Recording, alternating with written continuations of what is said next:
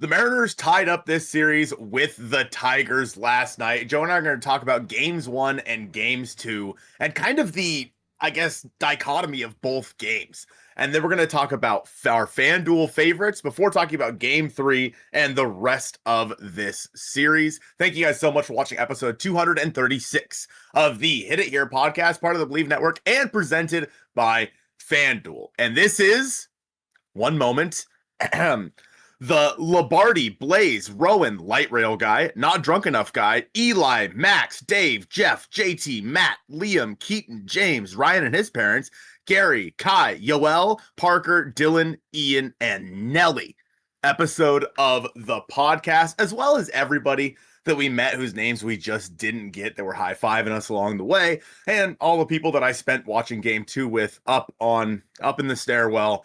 It was a big group of you guys, and we were all vibing. Yoel and Nelly were a part of that. So, yeah, just a crazy couple of days. Playoff baseball has everybody feeling some type of way, Joe, and I know it had us feeling some type of way after game one. I think the vibes yesterday were a lot better than our vibes on Saturday, to say the least. I don't think someone in the stream yesterday asked, because I did a watch along. If you were there, you know. We were having a good old time watching the game yesterday. But someone asked, like, would you have preferred to go to this game instead of Saturday? And I was like, not like, I mean, sure. Like, yeah, would I prefer that they won? But I'm not going to take for granted the opportunity that I got to see the first game of the division series, as my first playoff game, like with Lou throwing out the first pitch and like Mark McLemore, Mike Cameron bringing out the flag, like all that stuff, like all of the festivities. And I'm sure it was still just as good in game two, like the atmosphere and everything going on. But I'm happy and very thankful that where I'm at right now was able to allow me to go to the first playoff game. Although it ended in a loss, the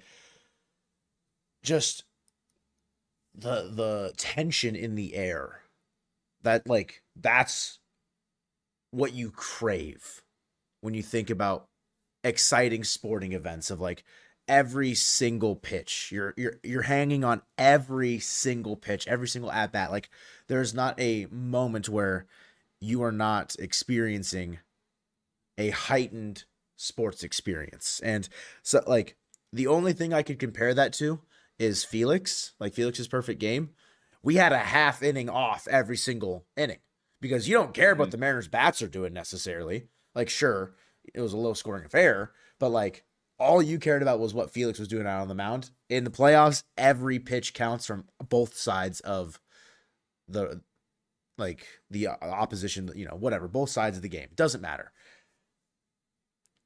This first game, it was just, I don't know how you don't get to the Tigers bullpen. It's a bullpen day.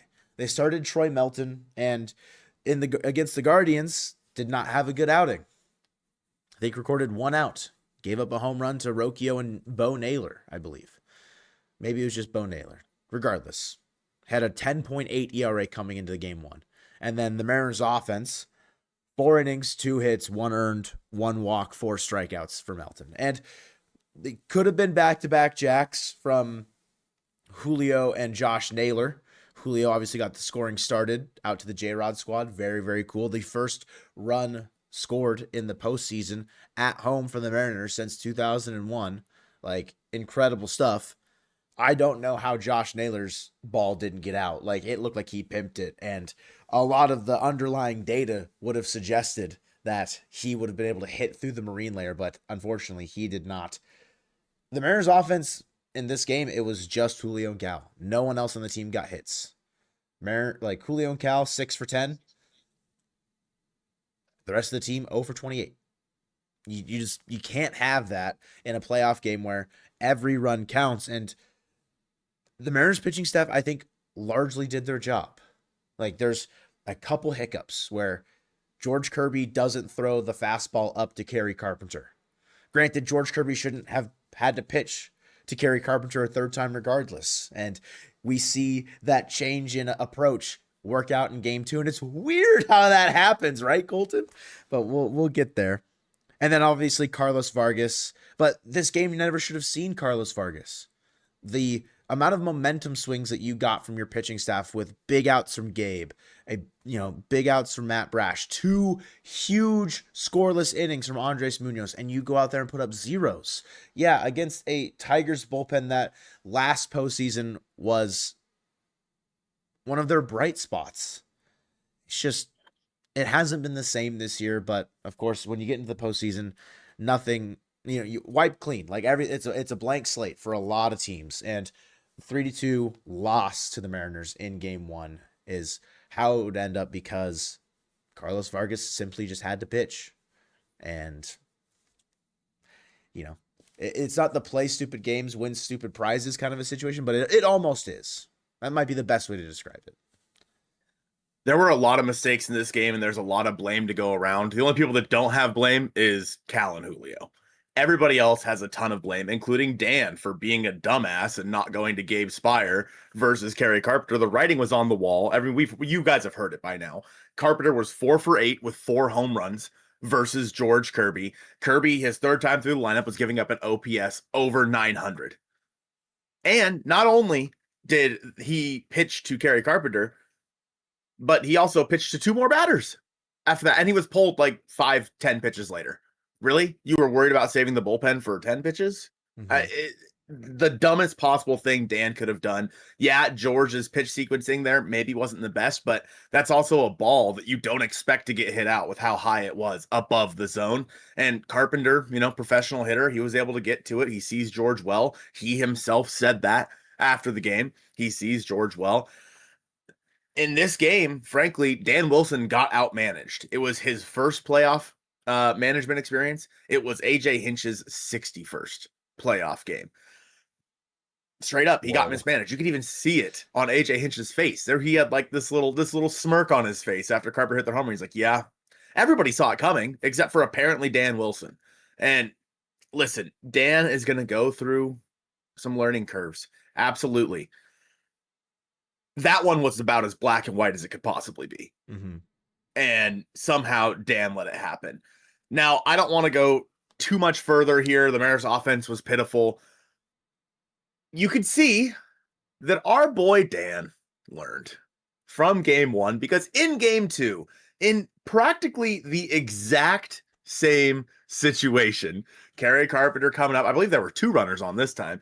Kerry Carpenter coming up. Luis Castillo, 4 2/3, pretty similar to what George was looking like. They pull Luis Castillo. Gabe Spire comes in, and whoa! He strikes out Kerry Carpenter. Holy wow! What a dude! Revolutionary stuff. I am still livid that Dan kept George Kirby in there, but we got to talk about the rest of this game first. The Mariners scored 1 in the 4th inning on a Jorge Polanco dinger-donger. In the 6th inning, they scored another run on a Jorge Polanco dinger-donger. And you were feeling good because where you were at in this game, you were able to get to your leverage arms. You know that Matt Brash is going to go again. You felt pretty good that Andres Munoz was going to go again in this game. Gabe gave you 4 outs. Mm-hmm. Like, you were in a really good spot in this game. Bizardo came in, gave you 1 hit and 1 strikeout over an inning. Matt Brash came in. Now, look. You can't walk the leadoff hitter. Correct. You can't. He got the ground ball. Indeed, that would have ended the inning. Mm-hmm. It would have been a double play. But Josh Naylor boots it. Yep. The guy, the fan favorite over the past 6 months. The guy that sent the Mariners to the playoffs with the double, the 3-run double. It's, man, you can just tell that he's not mentally here. And that's not. And that's not, fine. Yeah, like it's not. I don't blame him. I don't exactly. Like what else are you going to do in that situation? Like, you're not going to put Luke Raley there. I mean, you pinch ran him for Mitch Garver, but like you don't have another option. And like whether Naylor gets the job done or not, like he's in such a tough spot as far as his expectations for himself and like what the fans now hold him to over the last 2-ish months, 2.5 months, where he's been a fan favorite, like you said. And Yeah, it is an awful just booting of the ball. And whether or not they do get the double play, they're like maybe like Riley Green's, hustling down the line. They aren't able to turn two. Like you just go to the out at second base and then you don't get the second out coming to first, whatever. It's still, if Torkelson hits that ball down the line in the same fashion, he wouldn't, because Naylor would be holding him on, and then he probably catches that ball instead of where they ended up being positioned at.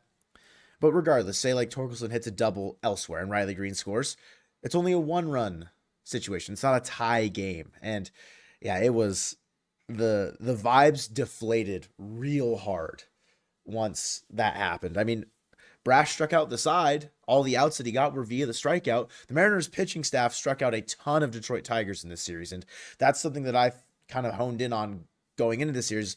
On the road in the second half, Detroit had the 8th worst strikeout percentage in all of baseball from an offensive standpoint. And the Mariners pitching staff definitely, got their money's worth as far as strikeouts are concerned. A tie game heading into the bottom of the 8th inning. You have the 1-2-3 up in the order. Randy Arozarena got a hit off of Skubal early in this game, but they took the ball out of Skubal's hand and gave it to Kyle Finnegan. And I don't think that's the wrong move. I think that's probably the right move. It could have been anyone out of the Tigers' pen at that point, but they probably felt the best about Finnegan. And his changeup worked really well against Randy. It did not work against Cal Raleigh, who had a double out to right field, and it did not work. I don't know if it was a changeup, but I don't think it was a fastball that Julio hit down the line that ended up scoring Cal. Watching the field view of Julio, hits the ball, he's like 4 or 5 steps out of the box, he fist pumps as he's running in stride. Chills. Rounds, he hits the bag, starts running to second. You see him do a little fist bump again as in his running motion. But like, inject it into my veins. Inject it into my veins, bro. Like, absolute cinema. Exactly. Like, Julio and Cal, the offense in the first game. Polo picked them up in this one. And then they got it done again late in this one. And then Munoz comes in for the 9th and shuts it down. Like, both 3-2 score lines for these. They have been absolute nail biters. A lot of people in chat were calling the Mariners the cardiac boys in this one because heart rates are rising through the roof. But you end up winning this one. You tie the series up. And this was probably like the expected outcome for a lot of us, is that they'd go to Detroit tied 1-1, but they would have lost the Skubal start in that scenario.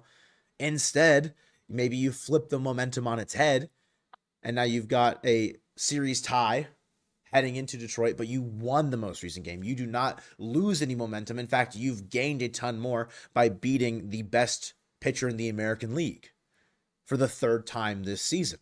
Sure, the loss doesn't go to Skubal, but 2 of the 3 runs were off of Jorge Polanco's bat, off of a pitch that Tarek Skubal threw to him. Polo, give him a key to the city as well. I don't care. Polo's my goat. He's unreal, just unconscious type swings. Sure, there are cookies down the middle for the most part, but everyone else wasn't doing it. And in game 1, too, a lot of cookies down the middle. The Mariners bats were not hitting out. Polo got his just desserts in game 2. Mm-hmm. Right-handed, nonetheless, too, which is really saying something as well. We all know how hard it is to hit a ball out right-handed in T-Mobile Park. I said that in game 1, Dan Wilson got outmanaged. In my opinion, in game 2, AJ Hinch got outmanaged. He didn't go to Jahmai Jones there for Kerry Carpenter, which was surprising. I really thought that he would. He even talked about how that was probably the plan had they gone to Spire in game 1, and he didn't do it here in game 2. And, it's just a very interesting situation to see the chess game being played between these two managers. And Dan pulled the right strings in game 2. So credit to him for that. He learned from his mistake. It's all about learning. Mm-hmm. And as you get you have the off day on Monday, you have a game on Tuesday, hopefully, if it doesn't rain out, which is certainly possible. And on the mound, you're going to have Logan Gilbert versus Jack Flaherty in game 3. And over on FanDuel, the Mariners are the favorites in this game at -132 compared to the Tigers at +112. And I think that makes sense. Logan Gilbert, he is the guy. He was your opening day starter for a reason. Jack Flaherty's had himself a bit of a rough year, and I think that there's something to be said about the Mariners coming in with the momentum that they have from game 2 and finding a way to come through in this series. Now, I don't necessarily know how the offense is going to play. I don't know how the weather is going to affect the Mariners, if at all, Yeah. of course, but it's certainly something that could come into play here. The Mariners are still favored to win this series overall at -120 compared to the Tigers at +102. Mhm. But I think that for the Mariners, you got to get it done in Detroit. I don't want to see game 5 because then you're going to have to see Scooble again. And I didn't like our odds to beat him a third time. I really don't like our odds to beat him a fourth time. So Yeah. fingers crossed they can get it done in Detroit.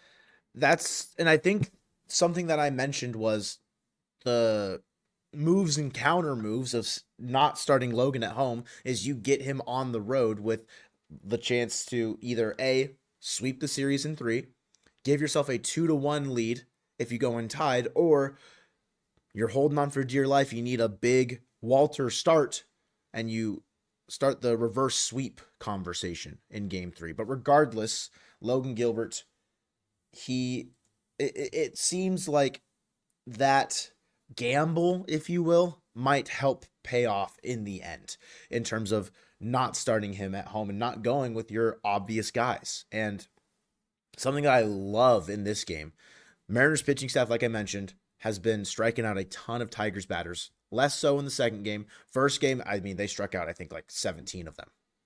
Of course, it was over 11 innings, but George was punching out guys left and right. Logan Gilbert, strikeout line set at 6.5.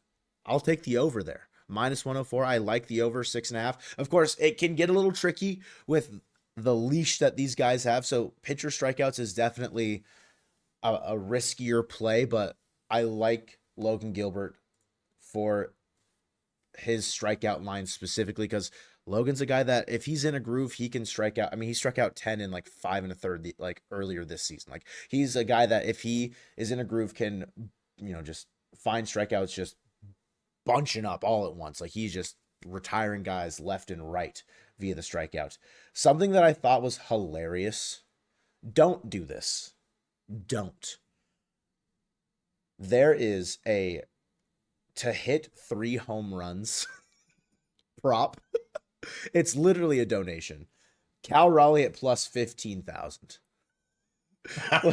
Like, sure, if you have $5 to burn, sure, why not? But I've looked at some of the more specific player props, and to record a hit, it's not uncommon to get a hit in baseball.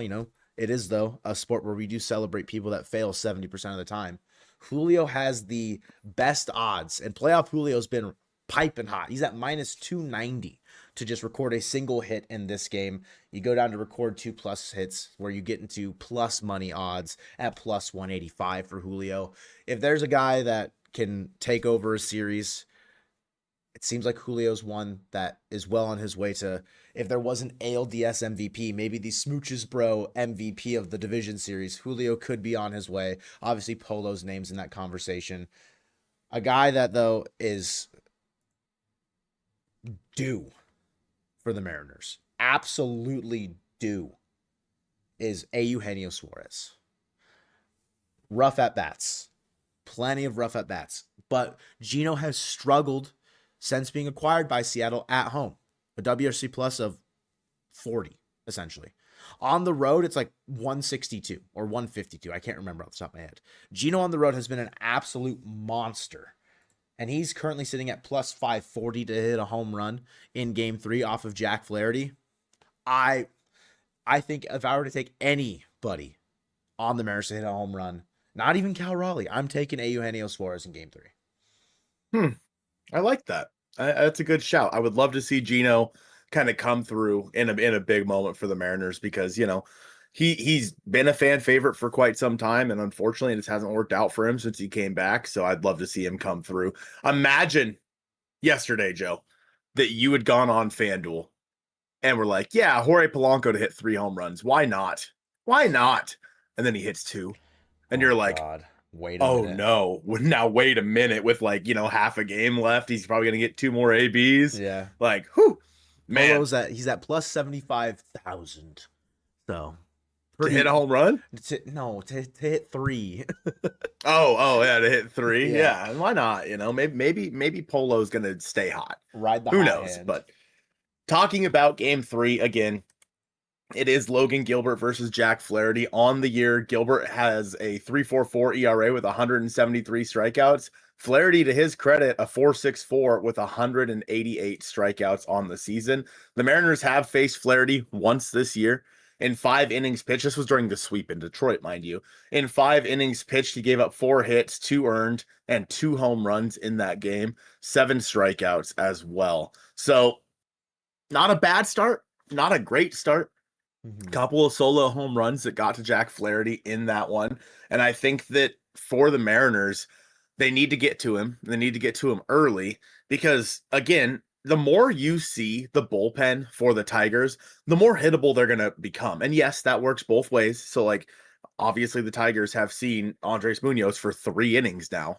Like, it gets a little dicey there if this game goes or this series goes a full 5. But the more you see the Kyle Finnegans, the Rafael Monteros, the better. Plain and simple. I mean, let's be honest. They're never throwing Rafael Montero again the rest of this series, Colton. Like, if AJ put that on FanDuel, AJ Hinch to put in Rafael Montero plus $1 million. He's never seeing the field the rest of this series. Yeah, you got to get to Jack Flaherty early. I think the Mariners have done a decent job. I mean, yes, Tarek Skubal pitched 90, what was he at, 95 when he was pulled, 95 pitches in the 6th inning or whatever it was. He went 7. Or going into he went 7. So yeah, it's, you didn't get to Skubal as early as we wanted you to. Like, I would have loved to have Skubal out after like 6, maybe 5.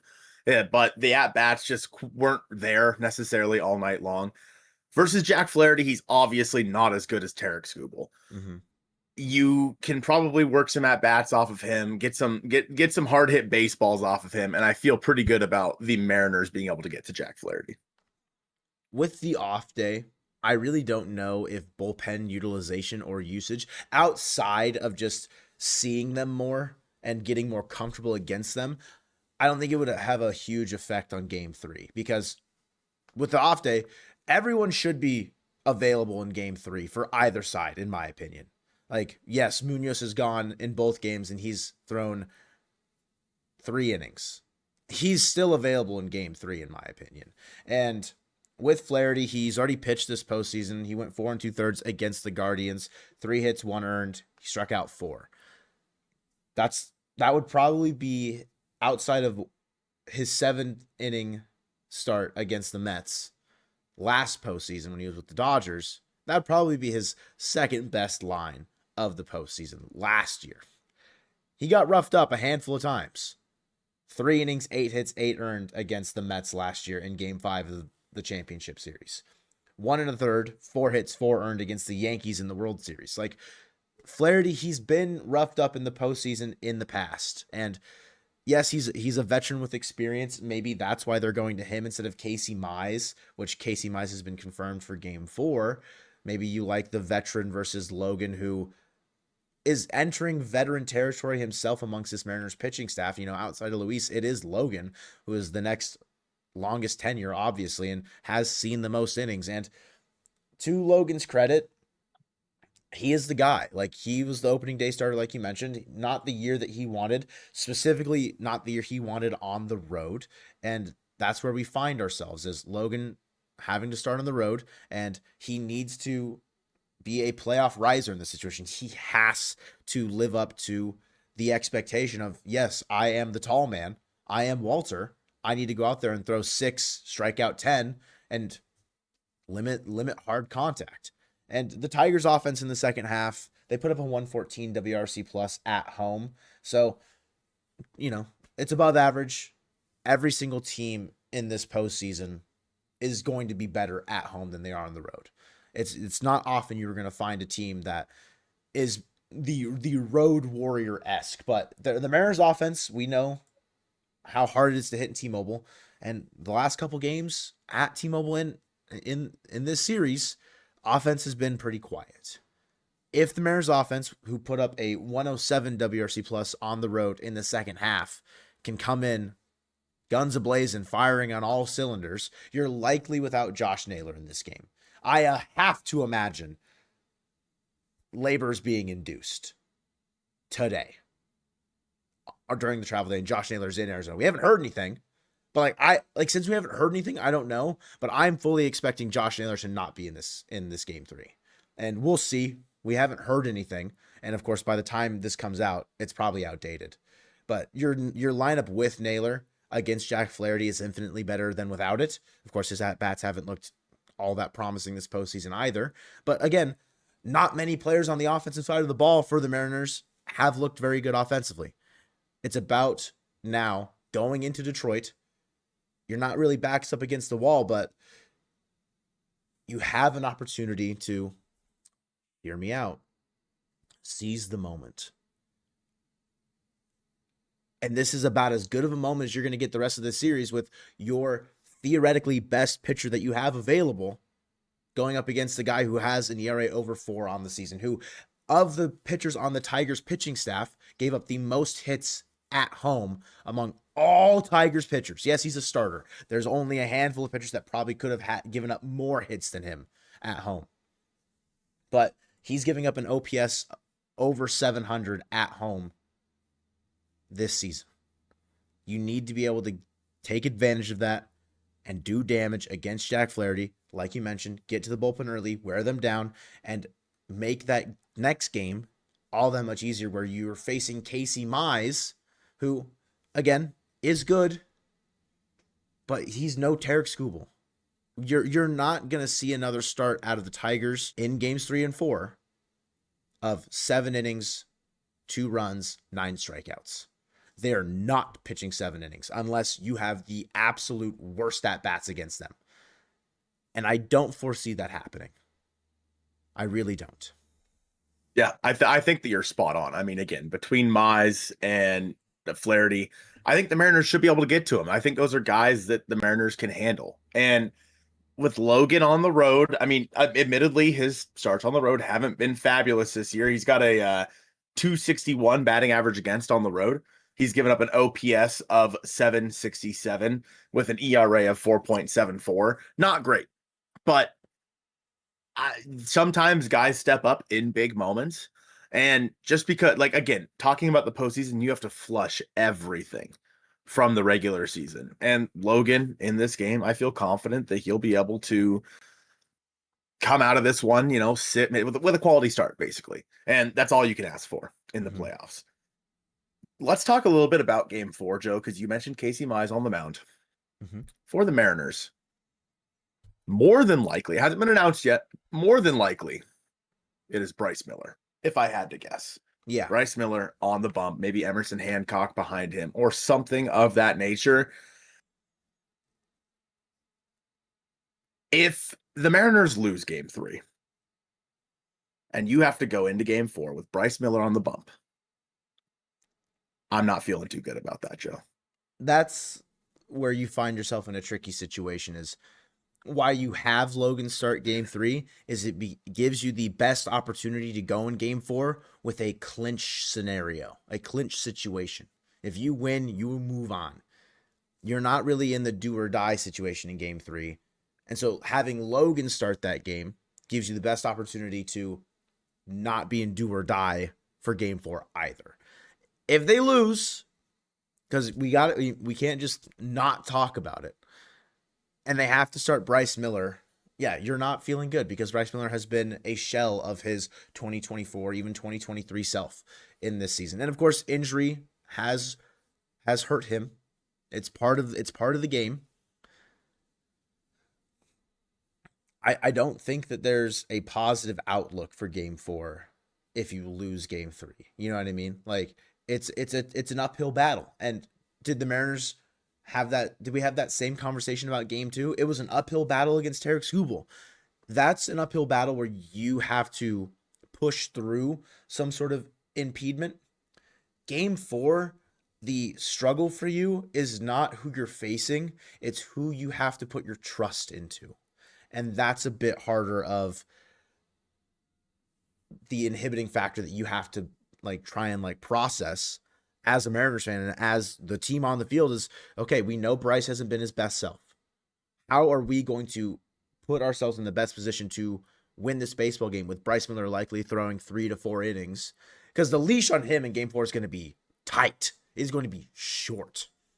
I think, truth be told, I think they could start with a lefty opener. Yeah. Because they're going to bat Kerry Carpenter 2 and Riley Green 3. Sure, Gleyber's leading off, but I wouldn't be surprised if we see Caleb Ferguson start this game. They're not going to Gabe. They wouldn't do Gabe because you need him later.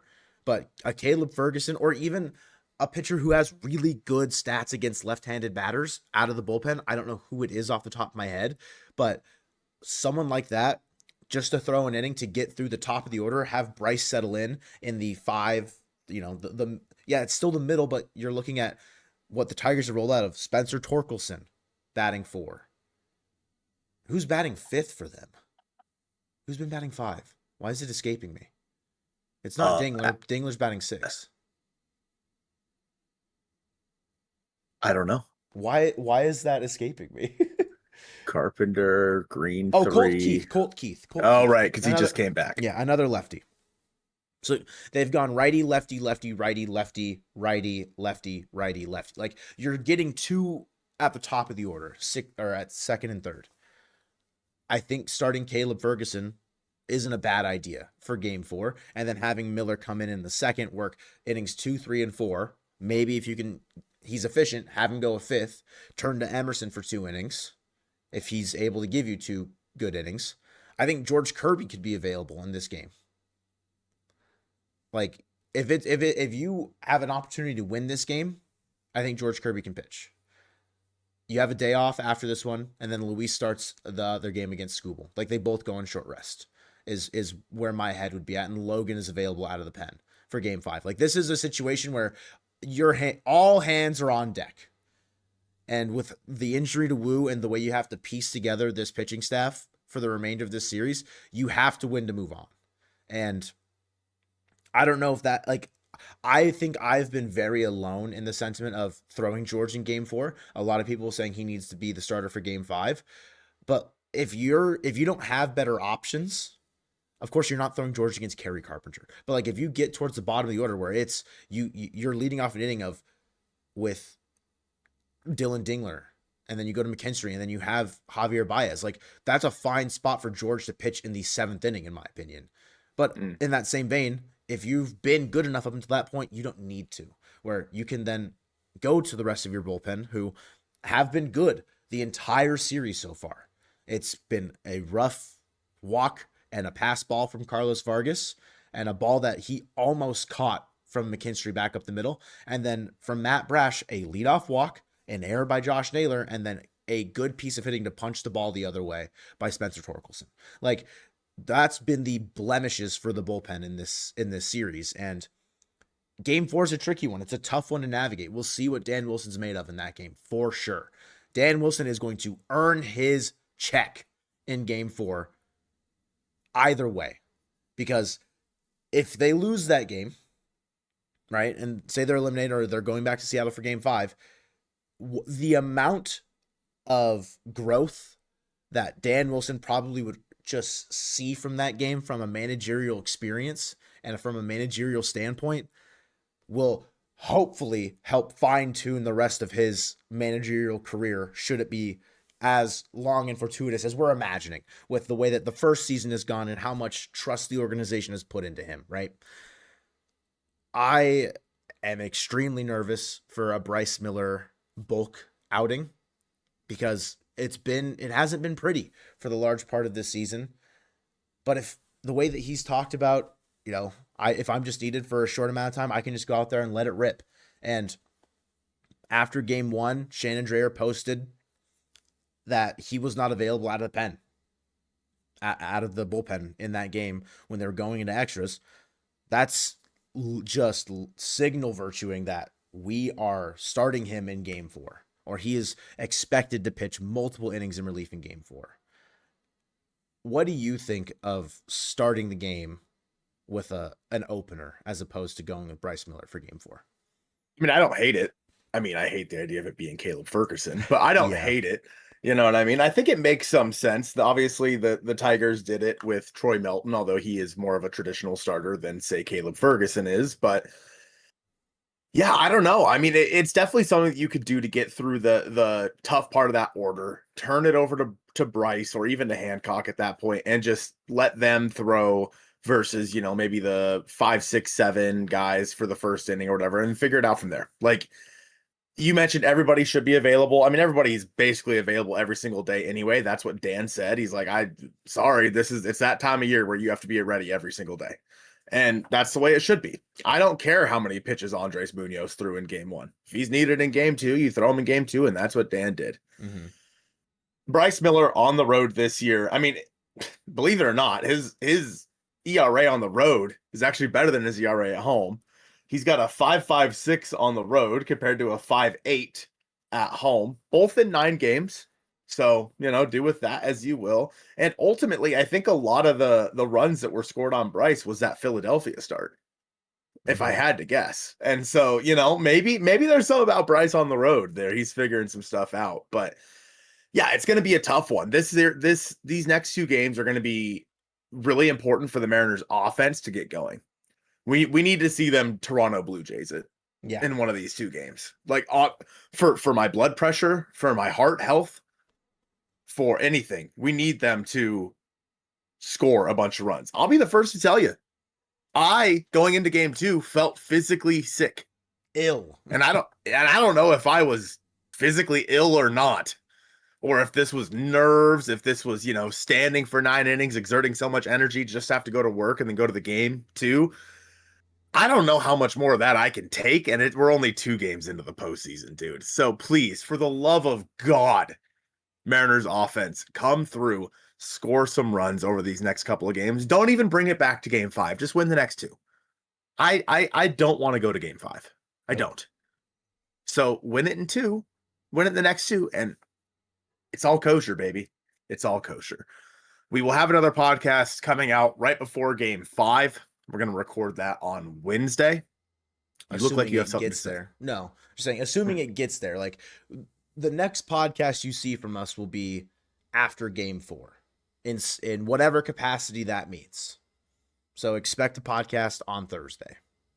Mm-hmm. Or I guess Wednesday evening, depending on, you know, circumstances. But whether it be a celebration, whether it be a funeral, whether it be, oh my God, we're going to game 5, hold on to your butts. Mm-hmm. We will have a podcast out on Thursday, but we appreciate you guys being here for episode 236 of the Hit It Here podcast presented by FanDuel, and go Mariners.